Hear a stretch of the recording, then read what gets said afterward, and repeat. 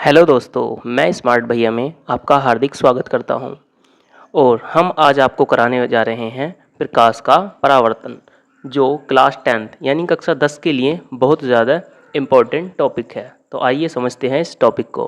प्रकाश का परावर्तन होता क्या है? तो देखो, प्रकाश क्या है? सबसे पहले आप समझ सकते हो, इसकी परिभाषा देखते हैं। जब प्रकाश किरण किसी चिकने पृष्ठ अथवा तल से टकराती है, तब वह उसी माध्यम में वापस लौट जाती है।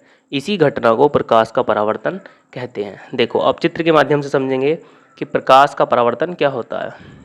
यहाँ पर जो ये नीचे की साइड ये लाइन खींची हुई है, ये एक कोई चिकना पृष्ठ है। कोई कांच की प्लेट हो सकती है या फिर कोई चिकना पृष्ठ हो सकता है, ठीक है। यहाँ पर ये आपतित किरण है। आपतित किरण का मतलब ये एक किरण किसी स्रोत से आ रही, मान लो सूर्य से एक किरण आ रही है, तो जो किरण सूर्य से आ रही है उसका नाम है आपतित किरण। और ये चिकना तल है, इससे टकराई और टकराकर इसी माध्यम में वापस लौट गई, ठीक है। टकराई यहाँ पर किरण और किरण टकराकर इसी माध्यम में वापस लौट गई। माध्यम का मतलब यहाँ पर अगर हवा है, ऊपर की साइड सारे में हवा मान सकते हो आपके, हवा एक माध्यम है, तो उसी माध्यम में चली गई ना, हवा में ही चली गई।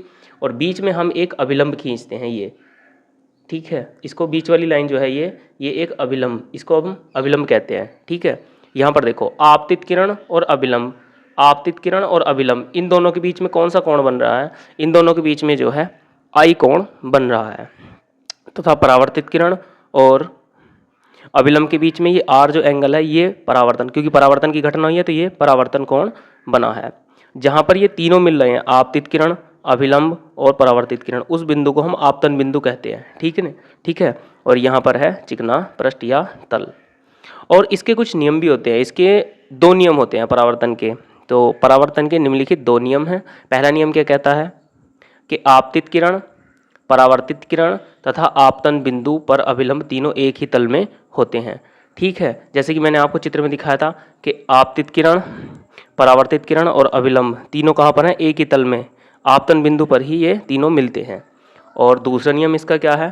दूसरा नियम ये कहता है कि आपतन कोण यानी कि कोण आई, इंसिडेंट एंगल, व परावर्तन कोण, ये रिफ्लेक्टेड एंगल है, का मान जो है सदैव बराबर होता है। यानी कि ये आई जो है ये आर के सदैव बराबर होगा। आई जो है सदैव आर के बराबर होता है, ठीक है। और नोट पॉइंट में क्या है? प्रकाश के परावर्तन में प्रकाश की चाल नियत रहती है, यानी कि इसकी चाल बदलती नहीं है।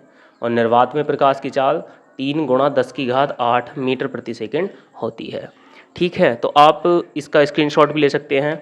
और अगर वीडियो अच्छी लगी हो आपको तो चैनल को हमारे सब्सक्राइब और लाइक ज़रूर करना। और इसी तरीके हम और भी वीडियो आपके लिए लाते रहेंगे, जो क्लास 10th के लिए ज़्यादा इन्फॉर्मेटिव होगी या ज़्यादा लाभदायक होंगी। उन टॉपिक पर हम वीडियो लाते रहेंगे। थैंक यू दोस्तों।